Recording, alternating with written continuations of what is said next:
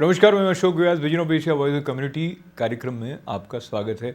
ITV gold पर सोमवार को आज के इस विशेष अंक में हम आप तक पहुंचाने वाले हैं वो श्रद्धांजलि जो दी गई प्रधानमंत्री नरेंद्र मोदी जी द्वारा उन शहीदों को जो भारत के संसद भवन की रक्षा करते समय 2001 में हमसे बिछड़ गए थे। आज के कार्यक्रम में प्रधानमंत्री नरेंद्र मोदी जी का संबोधन, जिसमें वो स्पष्ट करते हैं कि किसानों के बारे में उनकी सरकार की नीतियां क्या हैं, और वीकली टेक्स में किसान आंदोलन और किसानों के इस मुद्दे के बारे में विभिन्न आयामों को स्पष्ट करते हुए जगजीत सिंह।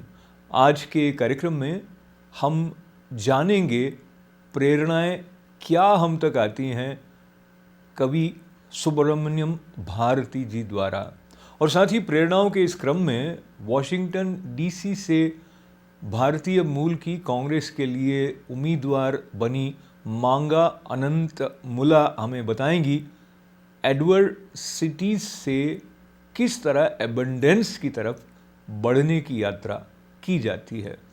तो ये सब आपकी प्रतीक्षा करेगा इस छोटे से ब्रेक के बाद। बने रहें हमारे साथ।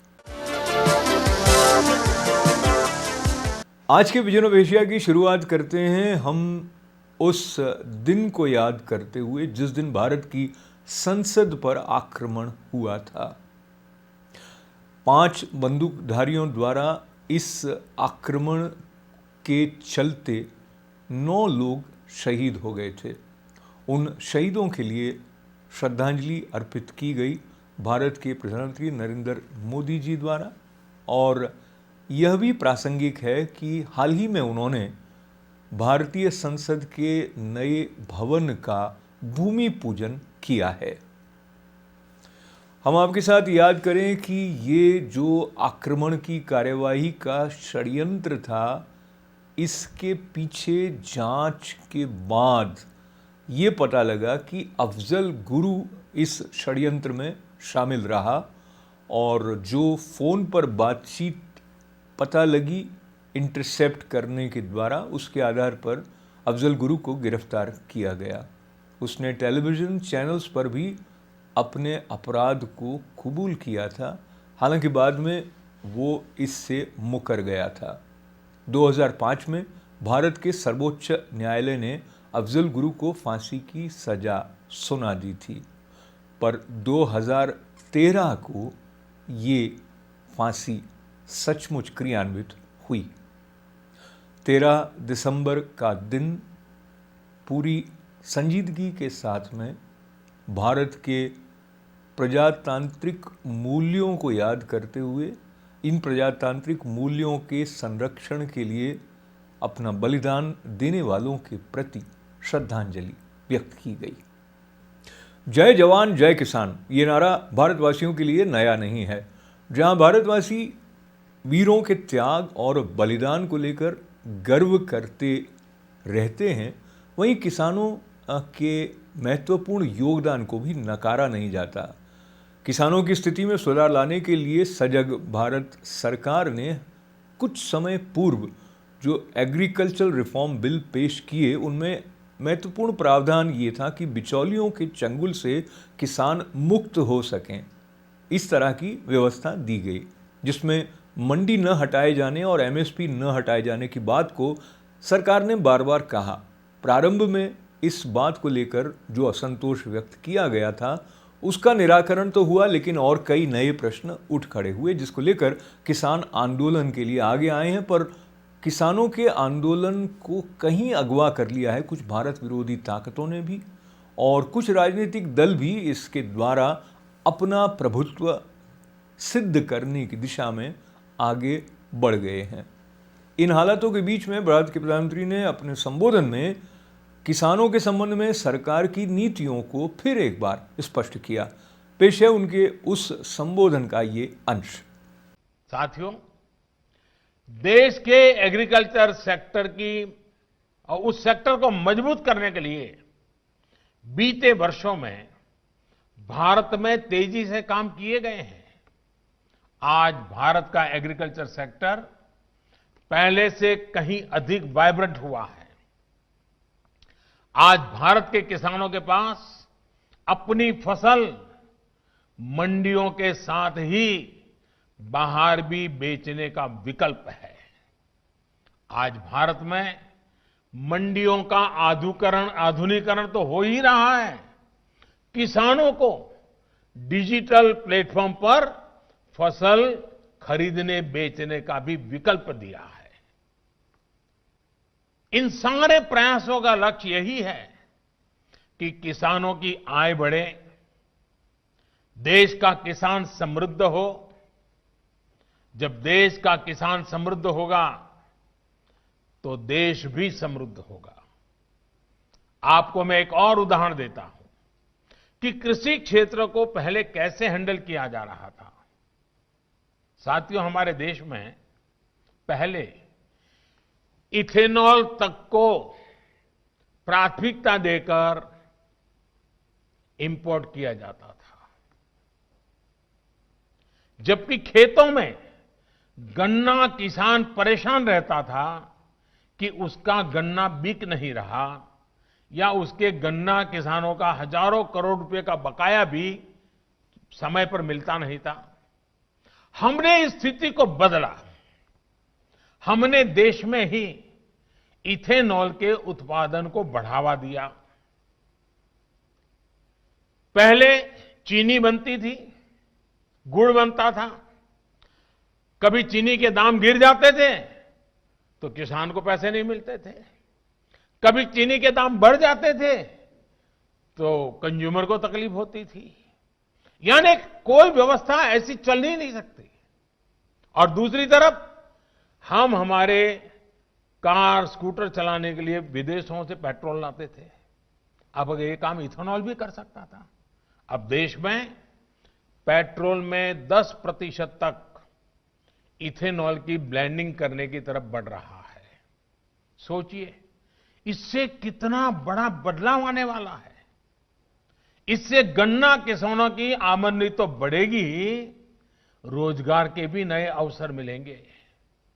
साथियों, आज जब मैं उद्योग जगत के वरिष्ठ लोगों के बीच हूं तो इस बात को भी खुलकर कहूंगा कि जितना हमारे देश में एग्रीकल्चर पर प्राइवेट सेक्टर द्वारा निवेश किया जाना चाहिए था, दुर्भाग्य से उतना नहीं हुआ। इस सेक्टर को प्राइवेट सेक्टर द्वारा उतना एक्सप्लोर ही नहीं किया गया। हमारे यहां कोल्ड स्टोरेज की समस्याएं रही है। बिना प्राइवेट सेक्टर के सपोर्ट के सप्लाई चेन बहुत सीमित दायरे में काम करती रही है। फर्टिलाइजर की किल्लत होते आपने भी देखा है। इसका कितना इंपोर्ट भारत करता है आप भी जानते हैं। एग्रीकल्चर सेक्टर की ऐसी कितनी ही चुनौतियों के समाधान के लिए केंद्र सरकार निरंतर काम कर रही है। लेकिन इसमें आपके इंटरेस्ट और आपके इन्वेस्टमेंट दोनों की आवश्यकता है। मैं मानता हूं कि एग्रीकल्चर से जुड़ी कई कंपनियां अच्छा काम कर रही हैं, लेकिन सिर्फ उतना ही काफी नहीं है। विजन ऑफ एशिया आप देख रहे हैं ITV गोल्ड पर। यह कार्यक्रम सोम, मंगल, बुध और गुरुवार को आपकी सेवा में शाम 8 बजे पेश करने के साथ साथ इसका एक साप्ताहिक विशेष अंक हम आपके लिए लेकर आते हैं रविवार को सुबह 11 बजे। आपके प्यार और उत्साहवर्धन के लिए आपका आभार व्यक्त करते हुए निवेदन, बने रहें हमारे साथ। जारी रहेगा कार्यक्रम इस छोटे से ब्रेक के बाद। क्या है ये किसान आंदोलन और क्या कुछ दिखाई दे रहा है किसानों के असंतोष और उनके संघर्ष के नाम पर, जिसमें कई ऐसे चित्र हमारे सामने आ रहे हैं जहां बिल्कुल इस आंदोलन से एकदम अलग, इससे कुछ अर्थ नहीं रखने वाले पोस्टर्स भी दिखाई दे रहे हैं। और क्या पूरे भारत के किसान इस आंदोलन में सम्मिलित हैं, यह प्रश्न भी बार बार उठ रहा है। किसानों की स्थिति और इस आंदोलन के बारे में एक महत्वपूर्ण विश्लेषण वीकली टेक्स में जगजीत सिंह जी ने पेश किया। प्रस्तुत है जगजीत सिंह जी द्वारा किसान आंदोलन की पृष्ठभूमि और इससे जुड़े हुए विविध आयामों का ये खुलासा। कृषि क्षेत्र में लाए गए 3 सुधारवादी कानूनों के विरोध में किसान सड़कों पर आंदोलन कर रहे हैं। कई दौर की वार्ता के बाद भी अभी तक सहमति नहीं बन पाई है। किसानों को आशंका है कि इन सुधारों के बहाने सरकार एमएसपी, न्यूनतम समर्थन मूल्य पर फसलों की सरकारी खरीद और वर्तमान मंडी व्यवस्था से पल्ला झाड़कर कृषि बाजार का निजीकरण करना चाहती है। सरकार का कहना है कि इन 3 सुधारवादी कानूनों से कृषि उपज की बिक्री हेतु एक नई वैकल्पिक व्यवस्था तैयार होगी जो वर्तमान मंडी एवं एमएसपी व्यवस्था के साथ चलती रहेगी। इससे फसलों के भंडारण, विपणन, प्रसंस्करण, निर्यात आदि क्षेत्रों में निवेश बढ़ेगा और साथ ही किसानों की आमदनी भी बढ़ेगी। Now let us dig a little deeper. Let us look at some facts. Irrigated land, 99% in Punjab as compared to 50% in India, 20% in Maharashtra. Average land holding, 3.62 hectares in Punjab as compared to 1.08 hectares in India, 0.8 hectares in Bihar. Fertilizer consumption, 212 kilogram per hectare in Punjab as compared to 135 kilogram per hectare in India. Farm families 1.09 million in Punjab, 146.45 million in India. Power subsidy to Punjab farmers rupees 8,275 crores in 2019-20. Fertilizer subsidy to Punjab farmers rupees 13,275 crores in 2019-20. Average income of Punjab farmer about 2.5 times that of the rest of farmers in India. So, then why are Punjab farmers rebelling and agitating? There are reasons for it. 1. Because the sons and daughters of the Punjab farmer have refused to work on the land for almost 2 decades. 2. Because today the land in Punjab is worked not by the Punjab farmer but by hired laborers from Bihar and eastern UP. 3. Because India is transforming rapidly into a land where farming and farmers are irrelevant unless systemic changes are not ushered in. सोचें कि अगर किसी परिवार की माली हालत अच्छी न हो तो क्या वो परिवार हाथ पर हाथ रखकर बैठा रहेगा, या तो वो परिवार अपने खर्चे में कटौती करेगा या कमाई का कोई नया रास्ता ढूंढेगा. ठीक उसी तरह ये 3 बिल किसानों की आमदनी बढ़ाने के लिए ही लाए गए हैं जो पूरे भारत के किसानों की सोच रखता है. कहने के लिए तो मैं भी किसान हूं, सुप्रिया सूले और चिदंबरम भी किसान हैं. ठीक इसी तरह जो किसान आंदोलन कर रहे हैं वो भी किसान हैं, पर उन्होंने क्या कभी अपने खेतों में काम किया है? वो तो उड़ता पंजाब के किसान हैं. उनका खुद का कहना है कि वे बिहार से सस्ते दामों पर अनाज लाते हैं और पंजाब में महंगे दामों पर मंडियों में बेचते हैं. यानी बिहार का नुकसान, पंजाब के किसानों का फायदा. मैं बिहार से हूं और मेरे परिवार की खेतीहर जमीन मधुबनी जिले में है. हर साल हम अपने आम के फसल को कंट्रैक्ट फार्मिंग पर बेचते हैं, तो क्या हमारी जमीन या हमारे पेड़ वो कंट्रैक्टर ले लेते हैं? नियमानुसार साल भर की फसल उनकी होती है और जमीन और पेड़ पर मालिकाना हक हमारा बरकरार रहता है. यही नियम है. पता नहीं पंजाब के किसानों को किस बात की आपत्ति है, या किस चीज का डर है, या किसने उन्हें उल्टा समझा दिया है. यह सोचने की बात है. और अगर बड़ी कंपनियों का ऐसा ही डर है तो मुख्यमंत्री कैप्टन अमरिंदर सिंह मुकेश अंबानी को बुलाकर अपने ऑफिस में मीटिंग क्यों करते हैं? यह वीडियो आपसे साझा कर रहा हूं, इसे देखें और खुद दोहरे बोल को समझें. और फिर किसान आंदोलन में टुकड़े टुकड़े गैंग और अलगाववादियों के पोस्टर क्यों? उनका किसान आंदोलन से क्या लेना, और इससे क्या इमेज पूरे भारत में जा रहा है? मूलतः इमेज पोर्ट्रेयल एक एंटी इंडिया स्टांस दिखने लग रहा है, जिससे आंदोलन के इमेज को ठेस पहुंची है. आंदोलन के लीडर्स को इस बारे में सोचना होगा. क्या उनके आंदोलन को हाईजैक किया जा रहा है? इन अप्रैल 2019 द भारतीय किसान union came up with a किसान manifesto demanding that the laws that were strangulating farming in India be dispensed with. This Kisan Manifesto was the culmination of many decades of thought on what had held back farming. The manifesto talked on similar lines as the 3 bills promulgated. यही नहीं, Congress party के 2019 के चुनाव घोषणा पत्र में भी यही बातें लिखी हैं। फिर किस बात का विरोध? यह विधेयक का विरोध नहीं है, सिर्फ मोदी का विरोध है। और भारत की जनता इस बात को समझ रही है, जिसका प्रमाण राजस्थान के म्युनिसिपल चुनावों के नतीजों से साफ जाहिर है। But is there a solution? The Modi government needs to move forward, assuage the fears of farmers, marginalize the nakli Khandani leadership of the farmers movement, which is using half-truths and untruths only to boost farmers' fears. All concerned must sit together and chart out a median approach for the betterment of farmers from all over the country. और अब याद करते हैं कवि सुब्रमण्यम भारती को, उनके साहस की सराहना करते हुए उनके द्वारा हम क्या क्या प्रेरणाएं लें, इसके बारे में बताया प्रधानमंत्री नरेंद्र मोदी ने। Friends, there is much that our youth today can learn from Subramaniam Bharati. Most importantly, to be courageous. Fear was unknown to Subramaniam Bharati.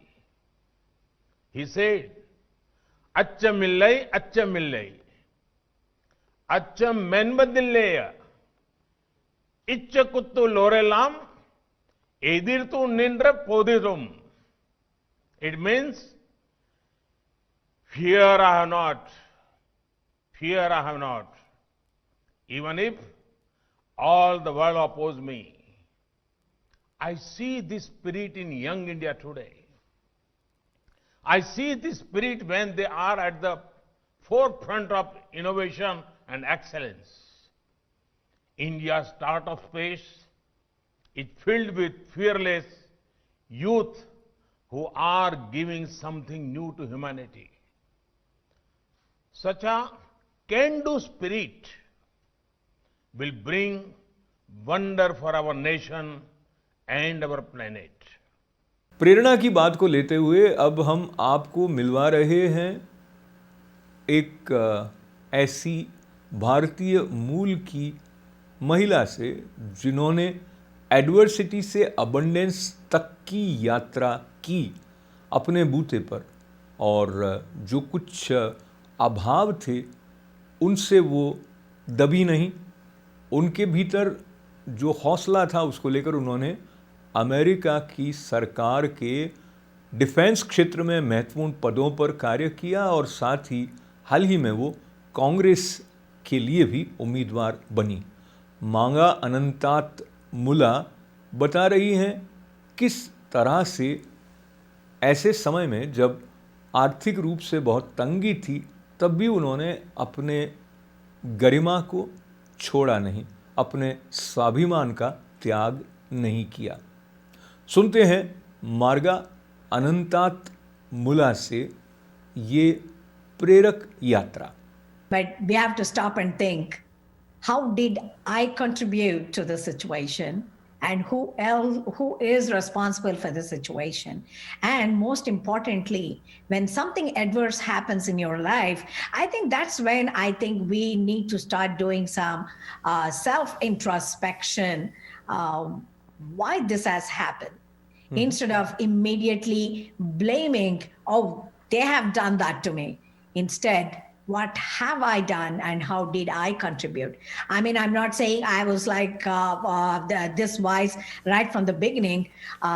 This is something we need to practice. It doesn't come in a day, it doesn't come in a year, but we need to make a conscious effort to practice this kind of thinking. When I first came here, I know I was in tremendous hardships. I ate very little food just to keep myself alive. And I did not put that responsibility on anybody. Self-reliance, it taught me how to rely on myself. That was my decision. Therefore, I have to endure, and I have to make sure that I work hard to achieve my dream and not be a burden on other people. So when they offered free food for my son in the school, I refused. Instead, I preferred sacrificing my meal to feed my child, to keep him healthy and be fed well, and to give him good education, because education is what I came here for. So education made the top of the list for me to provide for my son. And then, of course, my values. And I also believed in the karma. You bring your own baggage. Nobody else adds to your baggage. If I have certain events happening in my life, my karma, I have to pay for it. I brought my baggage.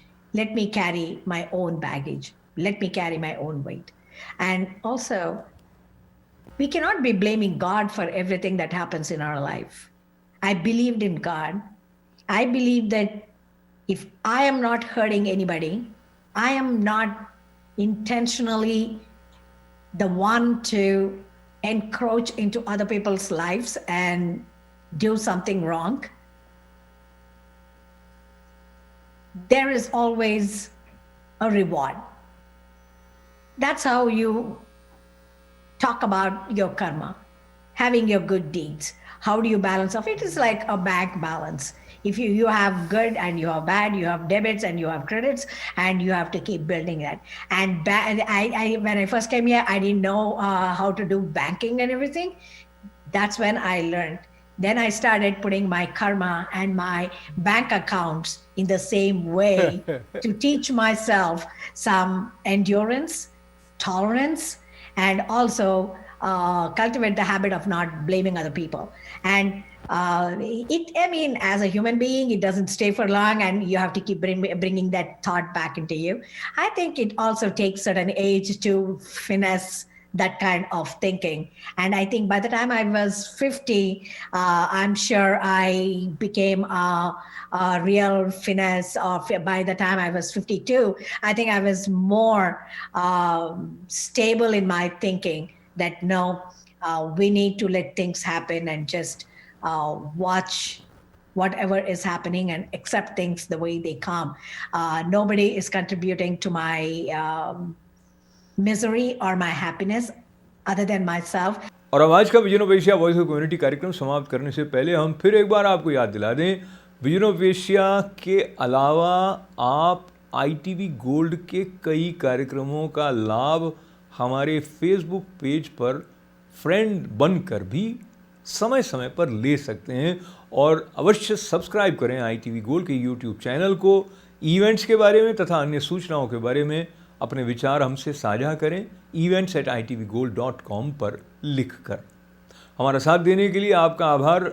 स्वस्थ रहने के लिए सजगता बनाए रखना बहुत आवश्यक है, क्योंकि कोविड का प्रकोप अब तक ख़त्म नहीं हुआ है।